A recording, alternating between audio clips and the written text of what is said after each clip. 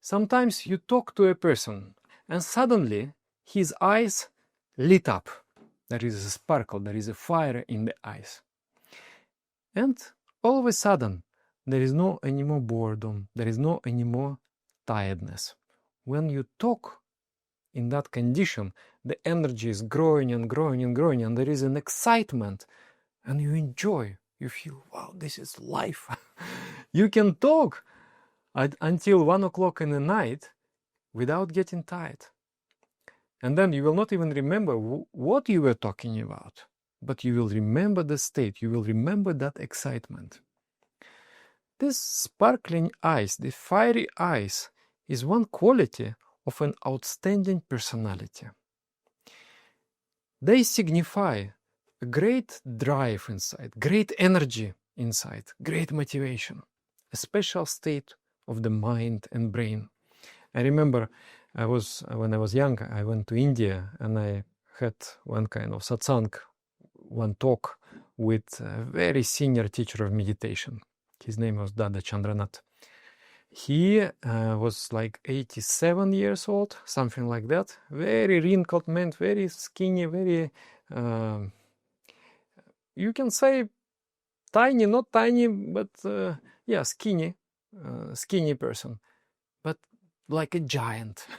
You sit with him and you feel like incredible presence. And what was the most impressive? The eyes. The eyes is the mirror of the soul. His eyes were so intense, so fiery, and so pure also. It's just like the white of the eyes is so clean. And the eyes are sparkling. I was just like, I couldn't turn my eyes away. I was thinking, wow, how is that even possible? So why we have this kind of sparkling eyes? It happens because there are some hormonal substances.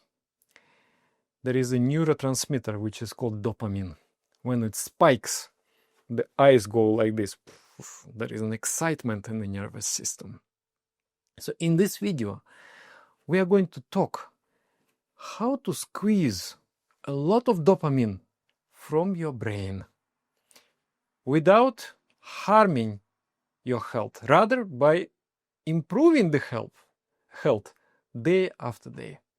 I am going to talk about very ancient, old ways, yogic ways. Of course, you know about them. But the most important thing that I will explain you is the technique, how to do it. Second by second, I will explain you the nuances, the subtleties. This video is the ultimate guide to taking shower. At this moment, you can put the like to this video if you like the topic and you feel it is going to be useful for other people. Let the algorithm show it around. My name is Dada Sadananda. I'm a teacher of meditation and I'm practicing meditation last around 30 years, every day, relentlessly. And my main goal is to help people who are in the state of crisis to open a new chapter in their life, to start a golden age of their life. So let's talk about shower and let's talk about dopamine. There is a book called Dopamine Nation. And in that book there is one very interesting story about a person called Michael. So he used to be a drug addict and then he quit his addiction. But it has affected him emotionally. He would feel peevish inside, he would feel irritated, he would feel angry, he will feel also sad. So it was unpleasant for him, it was unpleasant for the people around. But one day, he was playing tennis, and after the tennis match, his trainer told him, "Go, take shower, take cold shower." So he went, and then, you know, when you go into the cold, it's pain. You don't want to go into the cold, it is not natural. But nevertheless, he went. And then he stood under this freezing cold water. And when he finished, he suddenly felt his emotions, they came into balance. And suddenly he not even normal, but he felt, I am high. I feel calm. I feel happy. And I feel very, very invigorated.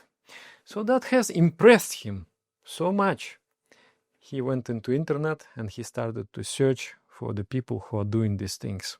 And then he found a group of people who are doing these water procedures with the cold and with ice. And then he started to practice. He started to talk with them. He started to practice. So twice a day he was taking cold bath. First just cold bath. Then he started to add some ice into the water. Then he discovered that there is a tiny little film formed of water between the big water and your body. There is a tiny little layer of water which becomes warm. And then that was not good enough for him, so he started to install some propellers, some engine devices to circulate the water so that he gets this almost fiery cold water. And then he did like this for 3 years. In 3 years, his brain became completely restructured. He understood that endogenously means internally I can produce all the substances I need. And he completely overcame his addiction. So this is a very wonderful story.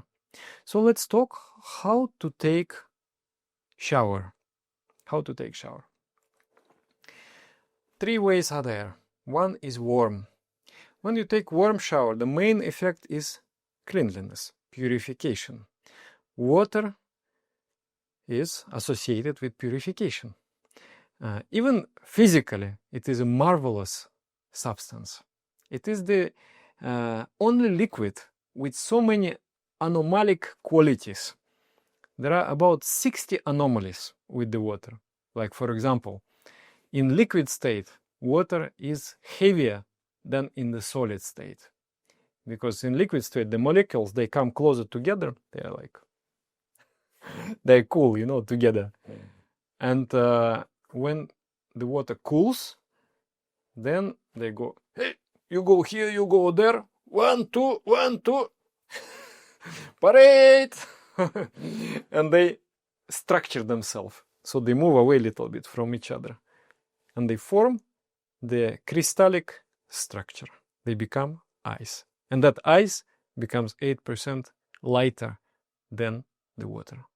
That's why the life exists. And there are 60 qualities like this. Without any one of them, life wouldn't have existed in the universe. So to me, it's already divine.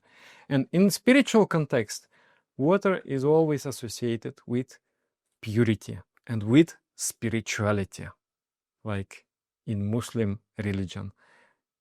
Purity, cleanliness is half of spirituality. If you are clean, you are spiritual. In yoga, a great emphasis on purification, on cleanliness. In Christianity, remember John the Baptist, he would put people underwater. That was the ritual of baptism. So in yoga, it is so important to take bath every day.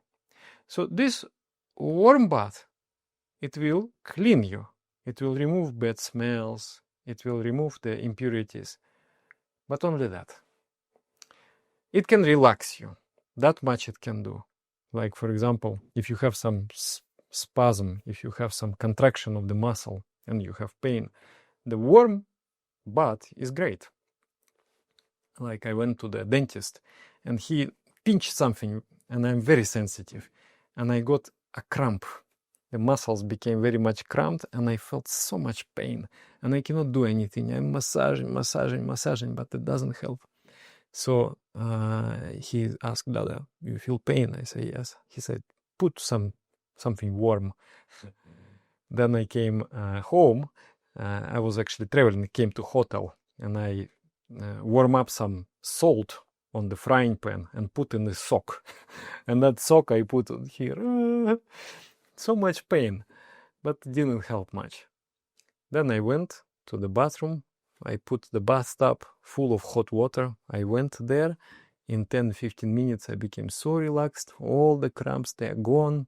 And I became like very sleepy. Went out of the bath and then I slept and all the pain is gone. So it can be helpful like that also. But if we want focus, if we want energy, for success in both, in the worldly affairs and in spirituality, you need energy. You need energy and you need consciousness, wisdom and willpower to manage that energy. So without energy, there is no success. So we need to go sometimes, warm water, but most of the time, we need to go for the two other options. With those options, maybe there are a little bit contraindications, like if you have heart diseases, if you have problems with the blood pressure, first trimester of pregnancy, it is not desirable. But otherwise, it is very best of the best practices. So first option is the contrast shower. You go, normal procedure of contrast shower is like that. You shower 30 seconds with warm water, then 30 seconds with the cold water, and then you do 3 rounds like that. I do differently. And here I will give you the very special details and nuances. Actually, nobody knows about it, how to do it. How to do shower properly. It's very crazy because we do, all 8 billion people, we shower. But how to do it properly, nobody knows. And I'm sharing you the yogic wisdom how to do it properly. So, what I do? I warm the body first. Use the soap, wash myself up, and then, now I'm ready. Now I'm ready for the cold one. First, you have to do it sitting. Why sitting? Because when you sit, you relax. When you stand, you cannot properly relax. So there will be a little bit of anxiety, and there will be a little bit of stress, and there will be a little bit of cortisol.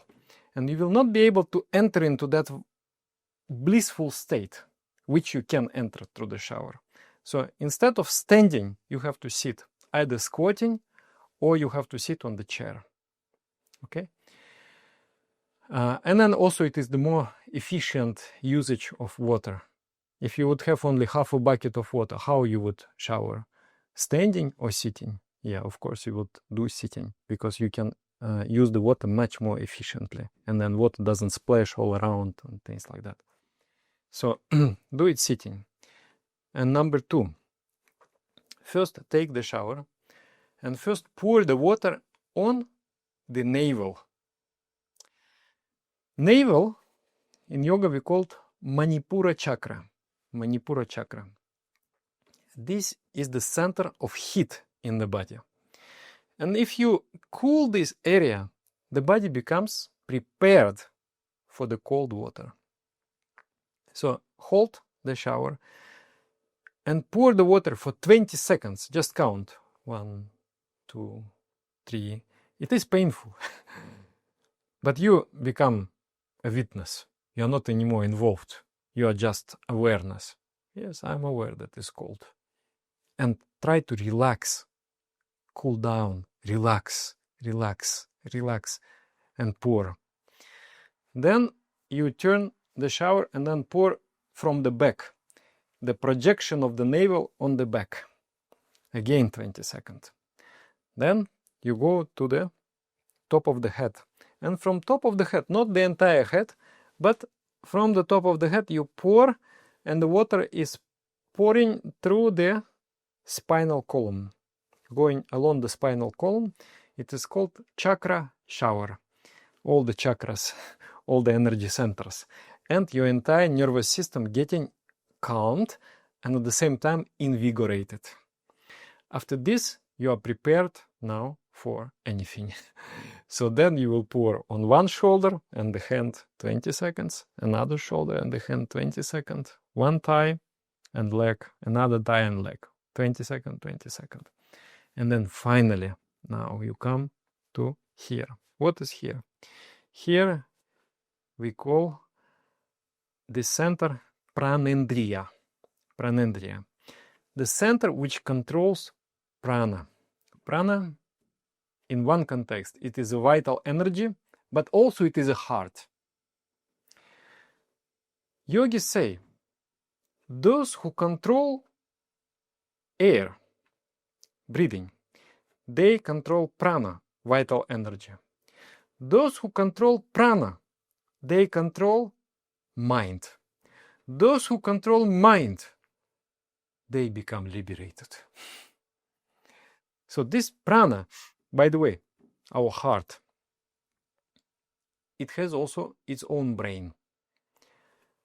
40,000 neurons, autonomous network, neural network. It provides the functions of the heart, and also it affects our main brain here. Heart can calm your brain, can agitate your brain. So that's why this practice of controlling the prana is so important. So now here, if you just start from the heart, you're going to shock your nervous system. You're going to shock your pranendriya, and you will go like... Naturally it happens, but you should not allow this to happen, because our idea is to maintain the flow of prana in a very, very calm and smooth way. So you have to cool yourself down at the same time you relax. Yes, your breathing will be a little bit more deep, but it will not go like irregular. It will be very, very deep and very slow. So this is the last. And then in the end, you cool yourself down everywhere, and then you rub yourself with a towel, and then there is another technique, which is mantra and mudra after bathing. So with this contrast shower, the dopamine spikes 150%. 150%, 3 times bigger than coffee. And it lasts for 1 hour and 1.5 hours, about. Then there is a completely cold shower. Completely cold shower, it requires a little bit training. Sometimes, like person like me, for me, maybe optimal is to take contrast, hot and cold. Or if person like me trains for some time, then go into the cold shower. But if you are very muscular and you are very hot, you know, like sometimes in the house people open the window, another person will close the window, again they open the window, again they close the window. So it's completely inimical personalities. One wants warm, another wants coolness and warmness, and they will never agree with each other what is better. So if you are a very hot person, then for you this ideal shower is very cold one. Same technique, you go through the same technique, but the effect is different. Dopamine spikes 250%. 250, even 300% it spikes. Then you get serotonin, the general feeling of well-being. Then you get endorphin, the joy, happiness you experience. Of course, the body adjusts. The body has, you know, the homeostasis. It adjusts, but not completely. You will always, like, first time you feel very, very high. Then later you feel more normal, but still it is elevated level. So your eyes become fiery. Your motivation become great. And at the same time, you are working on your energy. But I told that energy is not enough. You need also consciousness. You need willpower to control that energy. And you need wisdom. You need to grow the gray matter of the brain. That you will do with meditation. And you need to grow also the prefrontal portions of the brain, the willpower. And that you will grow with this overcoming. You go into the pain consciously, and you toughen your brain, you toughen your willpower, so you get that combination of success. So apart from this, you get more benefits, like dopamine is one. Another one is brown fat. You burn that one. You increase the metabolism, so the burning of the fat. Then your mood improves because of endorphin and serotonin. Immune system, leukocyte cells, they are created in this process, and then inflammations are suppressed in the body. Sleep improves. And then vagus nerve. You know, vagus nerve is a nerve. When it is stimulated, you become relaxed. You become very quiet. That's why after this type of shower, when you sit for meditation, at the same time you're very invigorated, you're very powerful, but you're so quiet. There is not one thought in your mind. You're so quiet. And there is such a purity. That's what purity, the emptiness of the mind. And then there is a motivation. To progress in worldly sphere, and especially in spiritual sphere, you need to have a great motivation.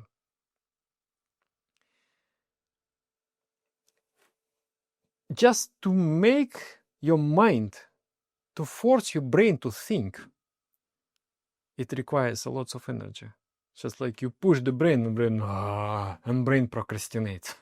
No, I don't want to spend energy. I don't want to spend energy. It's very difficult. You need to have very, very high level of dopamine to force your mind to work, to force your mind to think. So this technique is very simple. It is proven for thousands and thousands of years. And now I explained to you with this very, very, very special technique, which you are going to use. And with this technique, you're not going to suffer so much pain because it goes gradually. It prepares your system for this ice cold water. So you can subscribe for this channel, because if this channel has been served to you by the algorithm, maybe it is time. Maybe it is time to open a new chapter in your life and start a golden age. If you listen to these videos for time to time, for half a year, even without doing anything, you will feel a great transformation. And once you will start doing something, the practices that I suggest, that I teach, you'll find that how did I live before? So you can subscribe, not to trust the algorithm that it will serve you again. Just make sure you hit this button. That's it. And then especially I'm interested to talk with you. So how was it? Go take this shower and then see what's happening. What's happening? Write in the comments. Also, you can get this PDF file. I will leave the link below. And then, really, do you think is it possible? Is it really possible to have 250 dopamine spike? It's like somewhere between morphine and cocaine. Just with a shower, for free, without any money. Do you think it is possible? Let's discuss it in the comments. Namaskar.